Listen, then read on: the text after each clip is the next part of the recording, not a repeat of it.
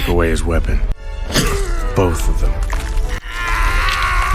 At 11 p.m. in Basin City, an aging cop named John Hartigan speeds through the streets. His heart is failing, and in just an hour, he'll be forced to retire. However, he refuses to turn in his badge before saving an 11-year-old girl, Nancy, from a sadistic serial killer. All we're gonna do is have a nice little talk. Upon arriving at a secluded dockside warehouse where the monster, Rourke Jr., is holding Nancy, Hartigan is intercepted by his partner, Bob. Because Junior's father is a powerful, corrupt senator, Bob and the entire police force have been bought off to look the other way. When Bob tries to force Hartigan to go home to a quiet retirement and a wife who does not want to be a widow, Hartigan responds with a right hook that puts Bob's moral compromise on the pavement. But as Hartigan moves toward the structure, his chest explodes in pain. His bad heart is finally giving out. Forcing himself to remain conscious, he encounters two henchmen distracted by Junior's luxury sports car, a vehicle that costs more than his entire career on the force. Taking advantage of their lapse in attention, Hartigan grabs a pipe and takes them both down. Gotta keep this quiet. The exertion drops him to his knees, so he quickly dry swallows his heart medicine. Realizing he is running out of time and physical strength, Hartigan grabs his service weapon and decides he is done being quiet. No need to play it quiet. He bursts through the doors and eliminates two more guards, but the distraction allows Junior to put a .45 caliber round into Hartigan's shoulder before trying to flee with Nancy like a trophy. The bullet in his shoulder is nothing compared to the fire in his chest. So Hartigan ignores the wound, corners the senator's son on the pier, and begins a disassembly. One round for the ear, one for the hand, one for the family jewels. In 10 seconds, the Rourke legacy is reduced to a screaming pile of meat on a wet pier. You can't even lift that cannon you're carrying. Sure I can. I take his weapons away. Both of them. But before he can finish the job, a recovered Bob arrives and puts a cluster of lead into him. Despite facing life-threatening injuries and a failing heart, Hartigan refuses to succumb, holding on just long enough to hear the approaching police sirens, reasoning that his survival is the only factor ensuring Nancy's safety. Bob flees the scene, leaving a traumatized Nancy to crawl over and rest her head in the injured officer's lap. Hartigan finally lets himself pass out, accepting that his life is a fair trade for hers.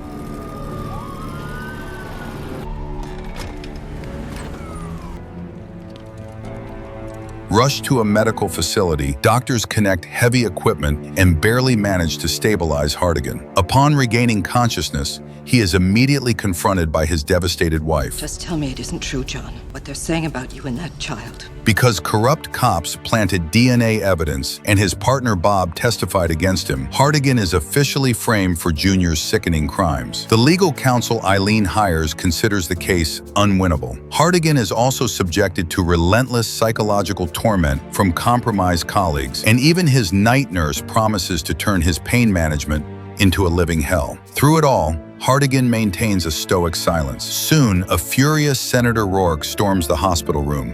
I don't have to introduce myself, do I? You know who I am and what I can do.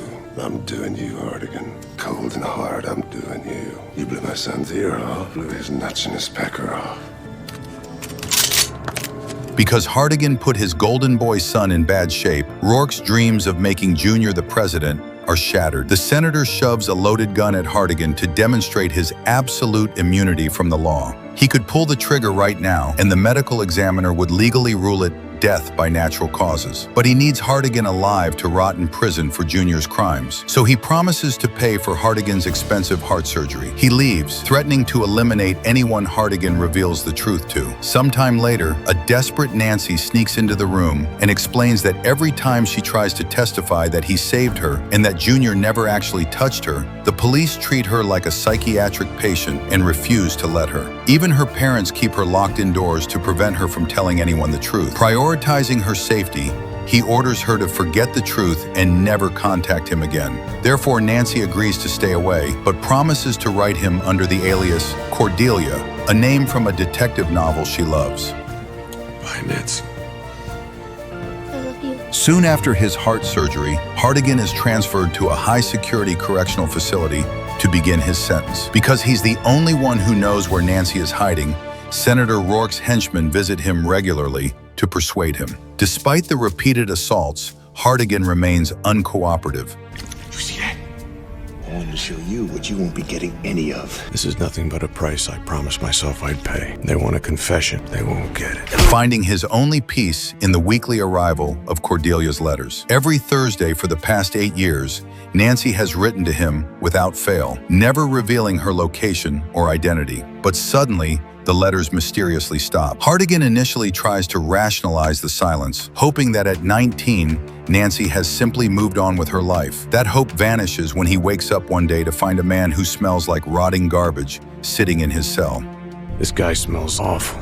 Like a corpse left in a garbage dumpster in the middle of summer. After being knocked out cold by the stranger, Hartigan regains consciousness to find a blood-stained letter on the floor. Inside is a severed finger of a young woman. Terrified that Nancy has been found, he calls his former attorney, Lucille, requesting that she get him out immediately. Although she has not spoken to him in years since he refused to defend himself, she arrives at the facility, eager to finally clear his name. However, Hartigan rejects a legal defense and demands to confess to every twisted crime the senator framed him for. Because a graphic and detailed confession is exactly what the corrupt parole board wants to hear, Hartigan is granted an immediate release. The yellow man watches as the prison gates open, and Hartigan walks out to see his old partner, who seems a bit guilty as he waits to give him a ride. On the way, Bob tells him his wife has remarried and has kids now. Hartigan is relieved to hear this because it means the Rourkes can't use her against him. But he's so focused on finding Nancy that he doesn't notice the yellow man following them. Soon, he reaches Nancy's last known apartment and finds the place trashed. A thick law book on the floor proves she spent years studying his case. Also on the floor is a matchbook from a local bar. Hartigan heads to the bar to find a lead. Eyes to the stage, Pilgrim. Skinny little Nancy Callahan. She grew up. Here I was expecting a skinny little bookworm. I've led them straight to her. But instead, he finds Nancy herself, no longer a child, but a stage performer commanding the room. He spots the yellow man in the crowd and realizes he was deceived into leading the monsters straight to her. He tries to leave, hoping the yellow man has not identified her yet, but he makes the mistake of looking back one last time. Their eyes meet, and Nancy, recognizing him, leaps off the stage and kisses him. She tells him she has been waiting for this moment for so long, but Hartigan cuts the reunion short, dragging her to her car. Nancy reveals the car has been modified to respond only to her. Therefore, she takes the wheel, while Hartigan takes the handgun she has hidden under the seat. As they speed away, Nancy starts to pour her heart out. You've never been far from my thoughts. I've lain awake nights thinking of you. What are you talking about? But a round shatters the windshield. High-velocity glass sprays the cabin as the yellow man opens fire from a pursuing vehicle. Hartigan leans out the door, steadies his nerves, and sends a round into the assailant's neck. He's a decent shot, but he's in too much of a hurry. He doesn't know how to take his time. Throwing away bullets like they were candy. Aim careful. Causing the car to flip into a violent wreck. But when Hartigan checks the debris, he finds plenty of that rancid yellow blood and no body. With the police approaching, they flee to a nearby motel, where years of suppressed emotion finally break into a desperate kiss. When it comes to reassuring a traumatized 19-year-old, I'm as expert as a palsy victim doing brain surgery with a pipe wrench. Sleep with me. Stop it, Nancy. No. I love you. I love you too. The yellow man, who had sneaked into their car, patiently watches this unfold from outside. The moment Hartigan retreats to the shower to calm his head with cold water, Cold shower. It helps. the curtain is ripped back and the yellow man knocks him unconscious. Hartigan wakes up and finds himself suspended from the ceiling, forced to stand on his tiptoes in a high-stress position. He can only watch as the yellow man incapacitates Nancy, prepping her for transport to a private location. He reveals himself as Junior, explaining that his yellow, rotted skin is the result of failed experimental surgeries funded by his father to restore his ability to father a grandson and ensure the Rourke bloodline continues. Junior doesn't care about having kids. He only cares about finishing what he started with Nancy years ago. Hartigan tells Nancy that no matter what Junior does, she must not scream. But Junior boasts that he has perfected his methods, claiming that in the 8 years Hartigan was in prison, he has processed over 100 victims, and none of them stayed silent. Before leaving with Nancy, Junior kicks away Hartigan's support. His vision begins to fade, but the heart the senator paid to fix is too stubborn to quit. Tensing his neck and using his remaining core strength, he swings his body like a pendulum, building kinetic energy until he shatters the window behind him and catches a jagged shard of glass between his feet. Outside, a cleanup crew arrives in a vehicle with plenty of horsepower, but no trunk, ready to collect his body. Upon entering the room, Hartigan overpowers the larger guard and subjects the smaller operative to a high-pressure interrogation until he gives up Junior's location at a secret farm. Hartigan pushes the pedal to the floor, racing toward the farm. Even though the car is packed with weapons, he just takes a knife so he can move in quietly. On the way, he spots Nancy's abandoned car in a ditch and realizes the machine must have stalled out on Junior. Therefore, he knows he still has a window of time to save her. He ditches the vehicle and takes to the woods on foot, but a sharp, agonizing pain suddenly strikes his chest. Despite the surgery, he begins coughing up thick, dark blood. Forcing himself forward, the detective rationalizes that he doesn't need a future. He only needs his heart to beat long enough to rescue Nancy. Upon reaching the property, Hartigan systematically neutralizes the guards outside. Inside the house, a strange, spectacled boy sits quietly reading a book, as if the violence unfolding around him doesn't exist. Upstairs, Junior is losing his mind. He desperately needs Nancy to scream to satisfy his twisted urges. You're pathetic. You can't get it up unless I scream. It's not wise at all to make fun of me like that. Annoyed, Junior grabs a knife to force her to scream. Meanwhile, a .45 caliber round finds Hartigan's shoulder, dropping him to the floor. When the two remaining guards close the distance to confirm the kill, Hartigan initiates a dual-target neutralization. Alerted by the gunfire, Junior uses Nancy as a human shield and drags her downstairs, but Hartigan collapses before he can properly align a shot. You can't even lift that cannon! Sure I can.